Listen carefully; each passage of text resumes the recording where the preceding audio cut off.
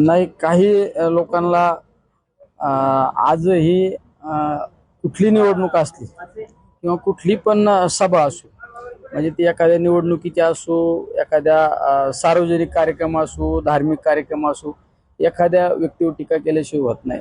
काल परवा कुठंतरी एका कार्यक्रमामध्ये सन्माननीय एका नेत्याने अशी टीका केली की या जिल्ह्यातील एक असा नेता आहे की तो प्रत्येक ठिकाणी दिसतो. मग खरात प्रकरण असो, माझं त्यांना हेच सांगणं आहे, आपल्या घरातले लोक फार खरातांची देवपूजा करण्यापर्यंत ते होते. आधी ते शोधा ते कुठं होते, मग दुसऱ्यावर टीका करा.